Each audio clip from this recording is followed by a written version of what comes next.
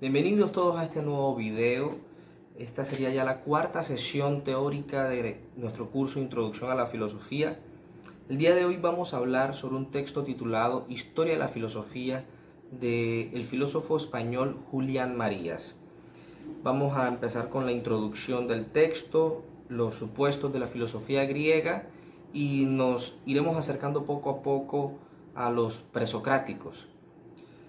Bueno, para empezar, vamos a retomar algunas ideas que hemos mencionado cuando analizamos otros textos. Por ejemplo, que si la filosofía es una ciencia o un modo de vida, lo cual va de la mano con la concepción del filósofo como una persona que no solamente tiene un conocimiento particular, sino que también vive de cierta manera. Julián Marías propone que es importante que desarrollemos una idea de la filosofía que integre estos dos conceptos, es decir, la filosofía como ciencia y la filosofía como modo de vida. Y dice su texto de la siguiente manera: la filosofía es un modo de vida, un modo esencial que justamente consiste en vivir una cierta ciencia y por tanto la postula y exige. Es por tanto una ciencia la que determina el sentido de la vida filosófica. Y podríamos preguntar, ¿qué tipo de ciencia es la filosofía? ¿De qué índole es el saber filosófico? Y bueno, así como vemos que las ciencias particulares como la matemática, la física y la historia nos ofrecen certezas parciales porque ninguna ciencia, por muy exacta que sea, elimina la duda o logra abarcar la totalidad de la realidad, la filosofía también contiene ese elemento, por así decirlo, incompleto, ¿sí? La filosofía no está acabada, la filosofía se le ha señalado de que carece de un método específico, como si eso fuera una debilidad, pero en realidad es allí donde está su verdadera fuerza, su poder en el conocimiento humano. El ser humano, de alguna manera, a pesar de existir la ciencia y todo esto, necesita de algunas verdades universales para poder vivir y ordenar sus perspectivas. Según Julián Marías, la religión, el arte y la filosofía le ofrecen al ser humano cierta convicción acerca del sentido de la realidad. Y vamos a ver cómo el autor define la religión, el arte y la filosofía. Empezando por la religión, Marías dice que la religión es como una verdad revelada, es decir, escapa a la determinación humana y no hace parte de su responsabilidad porque no es la razón humana, sino Dios quien revela la verdad al ser humano. En el caso del arte, dice que es un modo de interpretar la realidad basado en el sentir subjetivo de cada individuo y al carecer de un medio de autojustificación, entonces es irresponsable. Quizá nosotros no estemos de acuerdo con ese señalamiento de que el arte es irresponsable, pero bueno, eso es lo que dice Marías en su texto. En cambio, la filosofía cuenta con herramientas lógicas para justificarse a sí misma. Encuentra la validez de sus postulados y según el autor, la filosofía es una certidumbre radical universal que además es autónoma. Llegamos entonces a un subtítulo que podríamos denominar como idea de la filosofía. Y es que a lo largo de la historia, la filosofía ha sido definida de diversas maneras. Algunas de estas formas pueden llegar a ser contradictorias. Cuando hablamos de la historia filosófica, nos referimos más que todo a la filosofía europea o la cultura europea. Y vemos que, por ejemplo, en el caso de Aristóteles, la filosofía constituía una sabiduría o un saber por excelencia, era la ciencia de las cosas. Y cuando se hacía referencia a modo de vida, Aristóteles hablaba de la vida teorética, que era precisamente el tipo de vida del filósofo, una vida consagrada al estudio y a la contemplación. Posterior a Aristóteles surgen en Grecia las escuelas epicúreas y estoicas, para quienes la cuestión ya no era tanto a nivel científico, sino más que todo a nivel ético, es decir, cómo vivir mejor, cómo alcanzar la felicidad. estas escuelas postularon la idea del sabio. ¿Y quién era el sabio? Si queremos resumirlo para no irnos por las ramas, el sabio era una persona que podía controlar sus emociones, era un hombre prudente. Entrando ya en la era cristiana, según Julián Marías, para San Agustín la filosofía consistía en la contraposición de la vida teorética y la vida beata. Y un par de siglos más adelante nos encontramos con Santo Tomás de Aquino, quien abrió la disputa entre la ciencia teológica y la ciencia filosófica. De este modo surge entonces la discusión por los diversos modos de ciencias. Llegando un poquito a la modernidad, nos estamos saltando bastantes pensadores y filósofos, pero estamos tratando de hacer un gran resumen. Llegando a la modernidad con Descartes, ya la filosofía no es solo una ciencia o solo un modo de vida, sino que es una ciencia para la vida. Recordemos entonces el discurso del método, sobre todo ese tercer capítulo donde nos habla de la moral provisional. Es decir, dice Marías, la filosofía es vivir de cierto modo sabiendo lo que se hace y sobre todo lo que se debe hacer. Eso corresponde a la perspectiva cartesiana de la filosofía. Más adelante, en la cúspide de la modernidad, nos encontramos con Immanuel Kant, quien plantea la diferencia entre una filosofía escolar y una filosofía mundana. En el primer caso, la escolar, se trata de un sistema canónico de los problemas filosóficos, mientras que en el sentido mundano se busca la relación de todo conocimiento con los fines esenciales de la razón humana. En este sentido, el filósofo ya no es solamente un individuo que trabaja con el razonamiento, con la razón, sino que es el legislador de la razón. Y por último, acorde al conteo realizado por Julián Marías, nos encontramos con Husserl, quien concibe la filosofía como una ciencia estricta y rigurosa que guarda cierta relación con la vida misma. Muy bien, y ahora, ¿de dónde sale la filosofía? ¿De dónde surge? ¿Cuál es su origen? ¿Por qué filosofamos? Según Aristóteles, los seres humanos tienen una tendencia natural al conocimiento. Por lo tanto, es natural que preguntemos, que filosofemos, que cuestionemos el porqué de las cosas. Y dice Marías, por el asombro comenzaron los hombres, ahora y en un principio, a filosofar, asombrándose primero de las cosas extrañas que tenían más a mano y luego, al avanzar así poco a poco, haciéndose cuestión de las cosas más graves, tales como los movimientos de la luna, del sol y de los astros y la generación del todo. Buscamos conocer porque nos asombramos de las cosas y las cuestionamos. Entonces fíjense cómo aquí se va fijando el origen de la filosofía a partir del asombro. Marías describe esta dinámica del asombro a través de la idea del extrañarse de las cosas. Es decir, cuando me asombro, entro en un estado de extrañeza, o sea, me extraño de las cosas, me distancio, me alejo de las cosas. Y en ese sentido es que podemos cuestionarlas y preguntar, ¿qué es esto? ¿Para qué sirve? ¿De dónde sale? ¿Cómo surge? Y este tipo de actitud, este distanciamiento es lo que en la tradición filosófica ha tenido el nombre de actitud teorética o de la contemplación.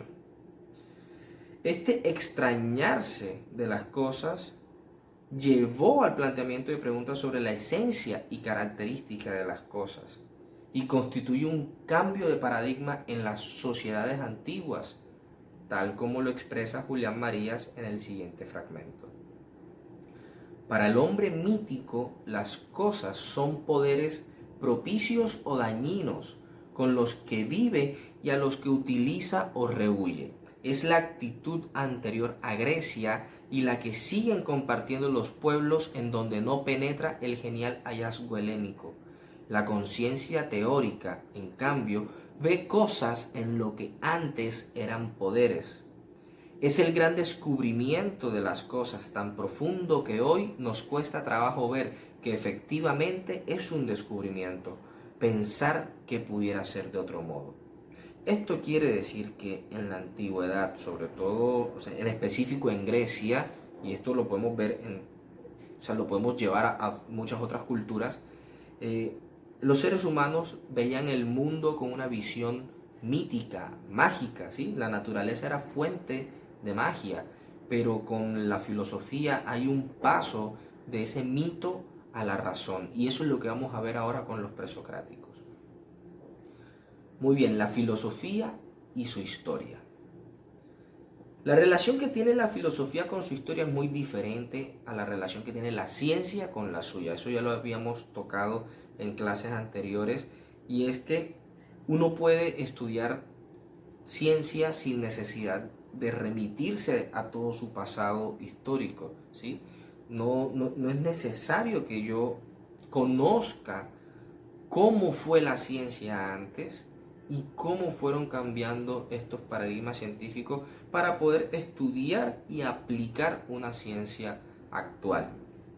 En cambio, con la filosofía es necesario no solo que yo conozca su historia, sino que reconozca ese legado dentro de los postulados actuales. Marías dice, refiriéndose a la ciencia y la historia de la ciencia, son independientes y la ciencia puede conocerse, cultivarse y existir aparte de la historia de lo que ha sido. La ciencia se construye partiendo de un objeto y del saber que en un momento se posee acerca de él. Y bueno, ya les comentaba que con la filosofía sucede algo diferente. La filosofía es histórica. ¿Y qué quiere decir esto? Que las afirmaciones más novedosas se encuentran basadas en una extensa tradición de pensamiento.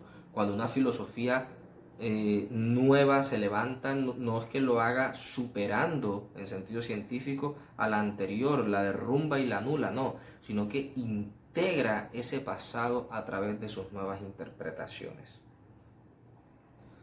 Y bueno, para culminar esta parte de la introducción del texto de Julián Marías, tenemos una sección titulada Verdad e Historia.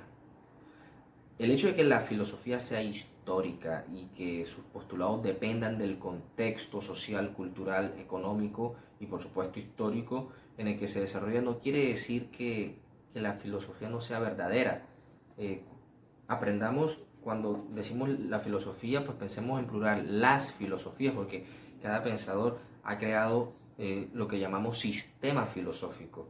Entonces, no quiere decir, no deberíamos preguntar cuál sistema filosófico es verdad y cuál es mentira. No, no, no.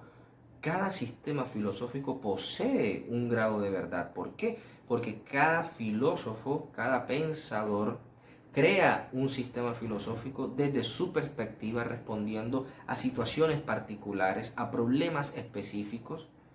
No siempre para analizar su realidad actual, algunos lo han hecho para proyectar una filosofía hacia el futuro, pero cada quien lo hace desde una condición y desde una situación particular.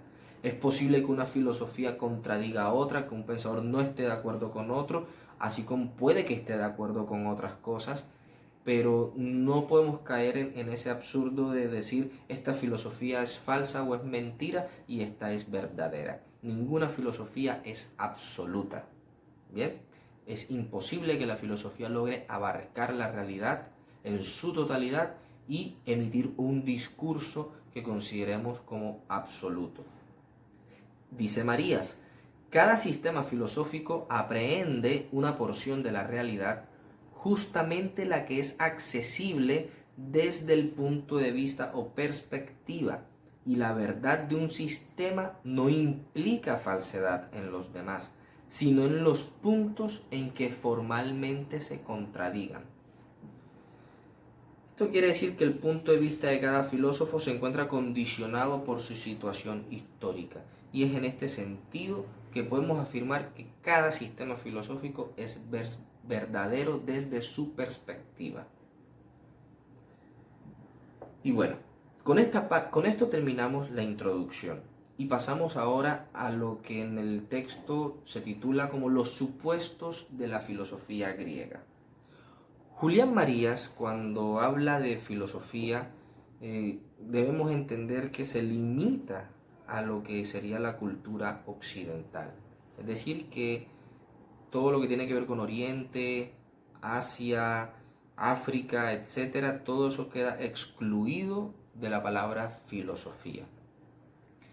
Y cuando hablamos de Occidente, nos referimos estrictamente a Europa. Dice Marías: esta fase inicial, cuya duración rebasa el milenio, se distingue de todas las posteriores en que no tiene a su espalda ninguna tradición filosófica, es decir, emerge de una situación humana concreta, la del hombre antiguo, en la cual no se da el momento el ingrediente filosófico. María señala que uno de los temas más importantes de la filosofía griega es el saber por qué la humanidad, al llegar a determinado nivel social y cultural, se le da por filosofar. ¿Por qué y para qué hacer filosofía? Aunque no es propósito del autor explicar esta pregunta y profundizar en el contexto antiguo, sí nos mostrará algunos supuestos que permitieron la germinación de la filosofía en el mundo helénico. Entonces tenemos esta idea de que toda forma de vida se encuentra determinada por un repertorio de creencias. Y aunque las creencias van cambiando de generación a generación, hay cosas que se mantienen, esquemas que perduran, y son esos esquemas de creencias lo que nos permite hablar entonces de una época, de una edad o de una era. En relación a los griegos, ¿en qué consistían sus creencias? Ahora, Marías no nos va a explicar la religión de los griegos ni todas sus creencias, pero sí nos va a presentar una especie de resumen de en qué consistía esa creencia de donde parten los pensadores griegos. Y debemos entender dos cosas. En primer lugar, que el mundo de los griegos es eterno, siempre ha existido. Para los griegos antiguos, el problema no era cómo se creó el mundo, cómo fue creado el mundo, porque para ellos el mundo era la naturaleza y era eterna. El problema era cómo surgen las cosas de la naturaleza, por qué existen tantas cosas diferentes, por qué cambian las cosas. Entonces, esta naturaleza, que es el principio de todas las cosas, de ella brota todo lo existente, y a su vez la naturaleza es multiplicidad, porque en el mundo no solo hay muchas cosas, sino que estas son cambiantes e incluso contrarias. Recordemos que los presocráticos hablan mucho de los opuestos, lo frío, lo caliente, lo oscuro, lo brillante, etc. Ahora, el mundo griego es inteligible, es decir, que se puede comprender por medio de la observación. El pensador griego contempla y analiza la naturaleza. Y bueno, antes de pasar como tal a explicar cada una de las escuelas presocráticas, es importante que conozcamos algunos aspectos generales de los presocráticos. Por ejemplo, ¿a qué llamamos presocráticos? En efecto, presocrático hace referencia a los pensadores anteriores a Sócrates. Y esto no solo se da en un sentido cronológico, sino que incluso pensadores contemporáneos de Sócrates quedan en esta clasificación porque sus pensamientos o su filosofía corresponde a un nivel de especulación anterior a la filosofía socrática. Y ya vamos a explicar en qué consiste esa diferencia. Si queremos trazar una línea del tiempo de los presocráticos, podríamos decir que estos van más o menos desde finales del siglo VII hasta mediados del siglo V antes de Cristo. Recordemos cómo se da esa numeración antes y después de Cristo. Es evidente que estos pensadores se nutrieron de las sabidurías orientales, y ante lo cual podríamos preguntar qué diferencia hay entonces entre lo que podríamos llamar filosofía oriental y la filosofía occidental.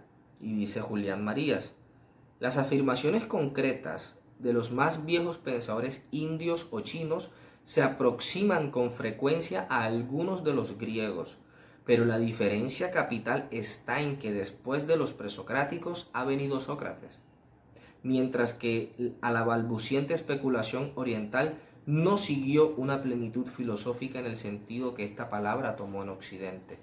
Esta es la razón de la radical diferencia con que se nos presenta el pensamiento inicial de los helenos y el de los orientales.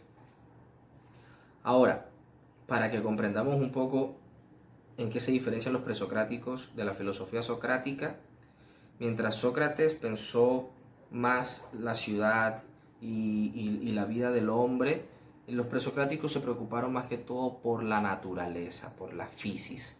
Y es por eso que Aristóteles los denominó como los físicos. Es decir, que ellos hacían física, pero con un método filosófico. Los presocráticos buscaron explicar el mundo ya no desde el discurso mitológico, ya no desde esa visión mágica de las cosas, sino a través de la razón. Y por eso es que se habla del paso del mito a la razón. Dice Marías, el filósofo presocrático se enfrenta con la naturaleza con una pregunta teórica. Pretende decir ¿qué es? Lo que define primariamente la filosofía es la pregunta que la moviliza. ¿Qué es todo esto?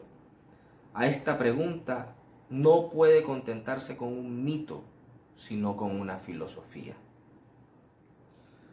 Uno de los temas más importantes en la filosofía presocrática es la cuestión del movimiento.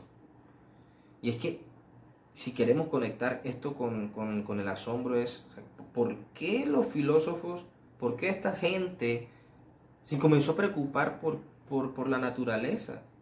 ¿Por qué no quedarse en ese mundo mítico y mágico y en todo este sistema de creencias?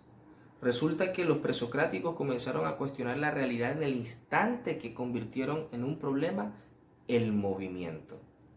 Esta palabra tenía un sentido muy amplio en los tiempos presocráticos y puede ser muy distinto al uso que le damos hoy en día. Para los griegos, kinesis alude a cambio o variación. En estricto sentido, podríamos entender el movimiento en 4 acepciones. Y ya vamos para allá. Bien, continuamos con los 4 tipos de movimientos. El primero es el movimiento local, que se refiere al cambio de lugar. Tenemos luego el movimiento cuantitativo, que refiere al aumento o disminución. Luego viene el movimiento cualitativo, referente a la alteración. Y por último tenemos el movimiento sustancial, que refiere a la generación y corrupción, dicho de otro modo, nacimiento o muerte. Y es este el tipo de movimiento que más preocupó a los presocráticos. El hecho de que las cosas cambien tanto y en diversos sentidos constituyó un auténtico problema para los presocráticos, porque se partía de la idea de que lo verdadero era lo que permanecía, es decir, lo que no cambiaba. Pero cuando las cosas son tan cambiantes, ¿qué es lo verdadero en las cosas?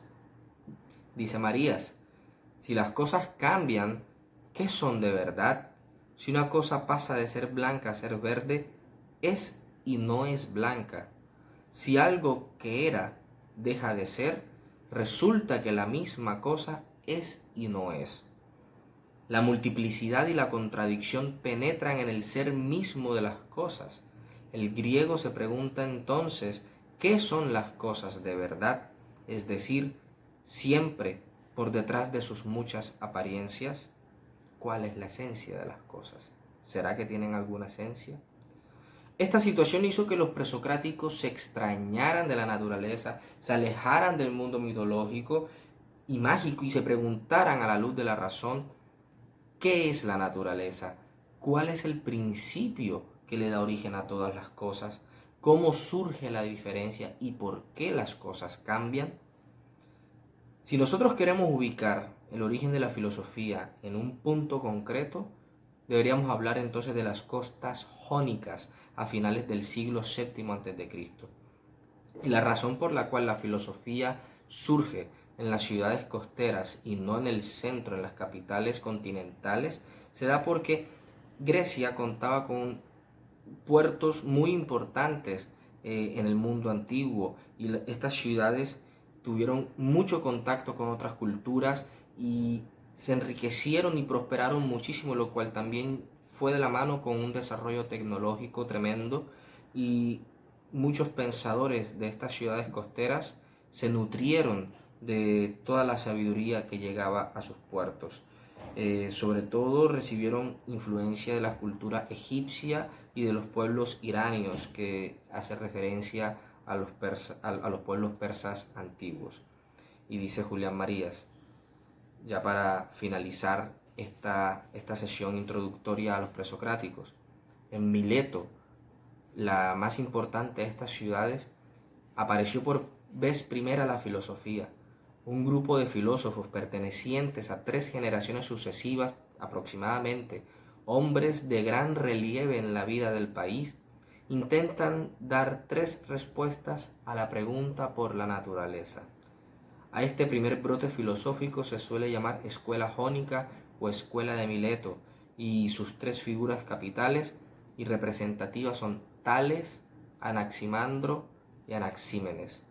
Con estos pensadores vamos a conocer el arjé, es decir, cuál es el principio que le da origen a las cosas. En la próxima clase vamos a estar hablando de cada uno de estos pensadores. Entonces, no se pierdan la clase y por favor sus preguntas en los comentarios.